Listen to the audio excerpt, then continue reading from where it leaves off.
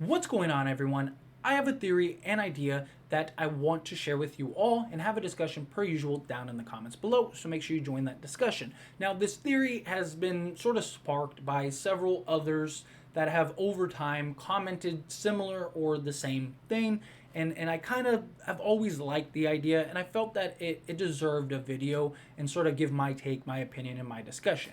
But before we jump into it, be sure to like this video. Helps me out a lot, lets me know you enjoy these types of videos, and I truly appreciate it. If you're not subscribed to the channel, what are you doing? Hit that subscribe button, followed by the bell notification, stay up to date with all things Scream, join this wonderful community and all of our discussions.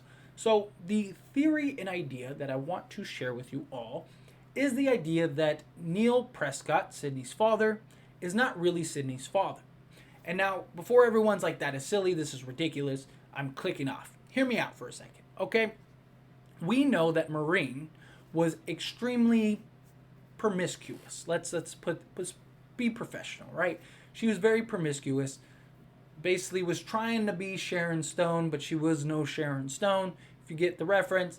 And so to me, it would make a lot of sense that this whole time Sidney and even Neil have always believed that Sidney is her father. But reality is that neither of them knew at the time that Maureen was going around basically sleeping with everyone that would sleep with her, and so the probability of Sidney not being Neil's daughter is just makes sense, even from that standpoint of just think of how many people over time she's done this thing. I mean, there was Roman and nobody knew about Roman, so it's very likely that Maureen was the only one that knew the truth, and she's dead. Maybe even Neil knew the truth. Maybe Neil knew all this time, but accepted her as his own because he loved her, he cared about her. That was his child.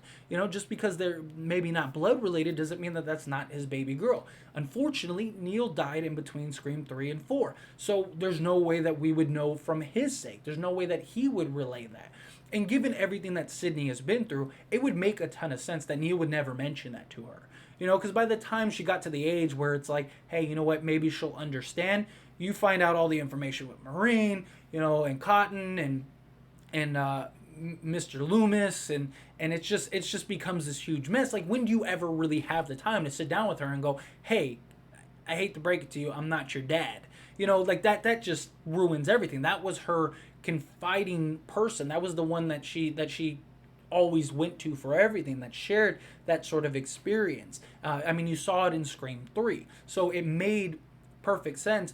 And now that the transition into Scream 5, that's usually, like, when you get to these point in films, like when you start getting the lengthy trilogies, you got to start innovating the wheel in a lot of ways. Like, you gotta start taking things, it's the old saying, take things that you perceive and sort of switch it up. Don't really retcon it, but just kind of have everything be perceived. And it would make sense. It's not a theory that is just like, that is stupid, that makes no sense. No, it's a theory that actually has realistic ties, realistic explanations, and really can be believable.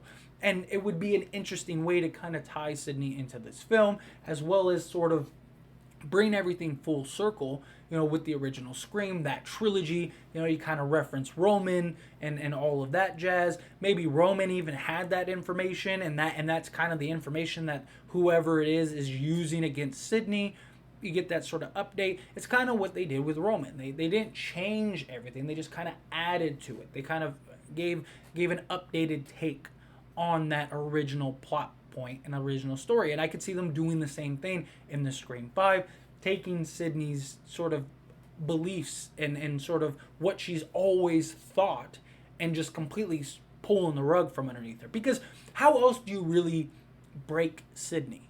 I mean, think about it. I mean, outside of killing, maybe Dewey and Gale, but I still don't think that would really break her because she's dealt with so much death. It's one of those things. And Ghostface attacks, like, she eats Ghostface attacks for breakfast. You know what I mean? Like, it's a regular thing for her. Like, that's not gonna break her. But if you essentially take away the person that she thought was her father, it's a really easy way to start getting broken, start being vulnerable, start being broken down. Whether they kill her off or not, that's neither here nor there. But just to bring her down a notch, because how do you make her character vulnerable at this point.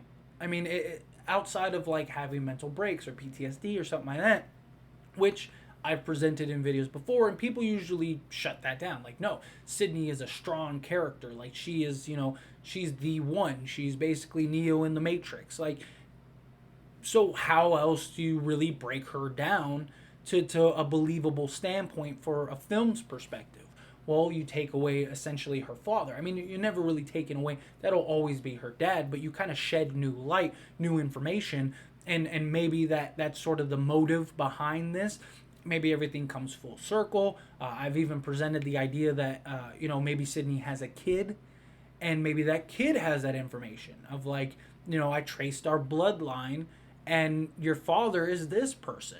Especially with advancements in technology, it's easier to know now than it would have been to know back in, Scream 2, Scream 3, in 98, 2000s.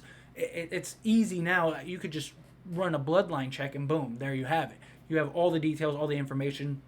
You'd know exactly who her father is, or at least know that it's not Neil. And that could be sort of a motive to and sort of plot storyline for this upcoming film. But it's just something that I've seen countless times that I always felt like, you know what, it is something that could be believable. It's something that makes sense. Do I think that they would go that route? Probably not. I think it's sort of rehashing old plot points, but at the same time, I mean, everything is sort of a rehash at this point. Everything. Scream has covered pretty much every plausible, from revenge to the long lost family. It does stick to the relative thing, because that's always sort of been the trend.